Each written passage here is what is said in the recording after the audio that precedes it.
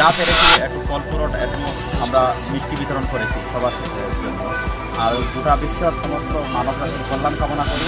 মহল্লা, করপুক, নতুন বাজার, যতনবাড়ি, টেপ্পাইছড়ি, লেবাছড়া, এই জাতীয় সমস্ত আমার যে মহল্লা আছে সব মহল্লা মিলিয়ে আজকে আমরা একটা আয়োজন করেছিলাম। যেহেতু আজকে আমাদের নবী মুহাম্মদ সাল্লাল্লাহু আলাইহি সাল্লামের জন্মদিবস 12ই রবিউল আউয়াল, যেটাকে আরবি 12ই রবিউল আউয়াল, সেই দিন আমরা ঈদে মিলাদুন নবী, অর্থাৎ একটা খুশি আনন্দের দিন আমরা উদযাপন করি, এটা পালন করি।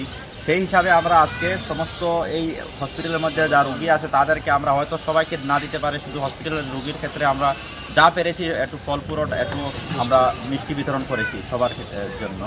আর গোটা বিশ্বের সমস্ত মানব জাতির কল্যাণ কামনা করি। এটাই এই জন্য আনন্দর খুশিতে আমরা এই কাজ করেছি। এই উপলক্ষে আপনাদের আর কি কর্মসূচি?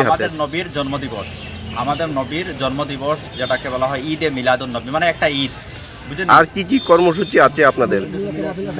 আজকে আমরা সন্ধ্যার পরে বা আজকের দিনে পুরা দিন আমরা ইবাদত করব, আল্লাহর ইবাদত করব, বাকি নবীর উপর দুরূদ এইগুলো মিলাদ টিলাদ পাঠ করবো, এটাই হচ্ছে নবীজির খুশি দিন উপলক্ষে আমরা আজকে হাসপাতাল যারা অসুস্থ রোগীরা আছে তারা আমরা আজকে মিষ্টি বিতরণ করছি নবীজির খুশি দিন উপলক্ষে আর কি। আচ্ছা, এখানে কতটা মসজিদের? আমরা 5 মহল্লা মসজিদের থেকে এই কমিটির তরফ থেকে এটা আমরা বিতরণ করছি। কোন কোন মসজিদ? আমরা জজিরা মসজিদ, টেকটাছড়ি মসজিদ এবং নতুন বাজার মহল্লা মসজিদ এবং আমরা মধ্যপাড়া এবং যতনবাড়ি গ্রামীণ মসজিদ, আমরা 5 মহল্লার কমিটির পক্ষ থেকে এটা দেওয়া হয়েছে। কতজন রোগীরা আজকে দেওয়া হয়েছে? 18 জন রোগী আছে এবং তারা এখানে হাসপাতালে আরও 10 জন লোক আছে, টোটাল আমরা 38 জন লোকের আমরা বিতরণ করা হয়েছে।